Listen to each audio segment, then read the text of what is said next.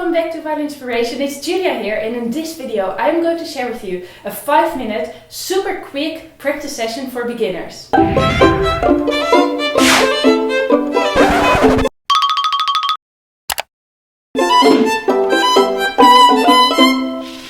Many of us violinists are quite busy people. We often have a lot of passions, we often go to school or we go to work, and we don't have that much time to practice at times. So what do you do if you don't have that much time to practice but you really want to get a quick practice session in? So that is what this video is for. This is a quick 5-minute practice session for beginners. And this is what I recommend to do if you really don't have time to practice. Then please do this 5-minute practice session anyway, because if you don't practice you will really notice it. In a few days your intonation will be worse, but if you do this 5-minute small practice session, then you will definitely notice that your intonation doesn't change so much, because that's the problem when you play the violin. If you don't play for a few days, your intonation gets worse, and you probably already realized that. So let's go to the 5-minute session. So first you start with practicing a scale, and you can practice as a beginner between these scales: the A major scale, the D major scale, or the G major scale. I will practice one of those right now. Right now I'm going to show you the A major scale. So you just have one scale that you can practice for sure. The A major scale goes like this. You play the A, the A1, the second finger on the A string, 3, E, 1, 2,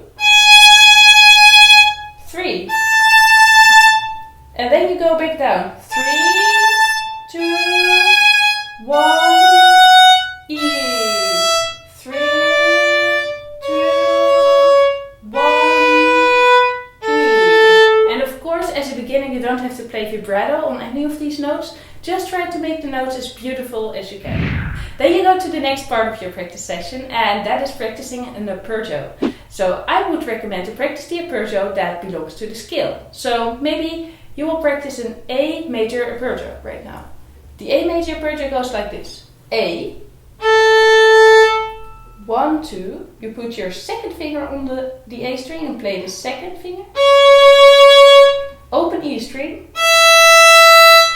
3 on the E string. E, A2, A.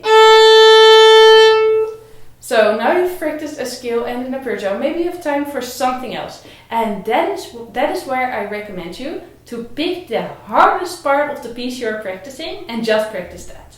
So let's say you are practicing He's a Pirate and you are struggling most with this part, because you always do something like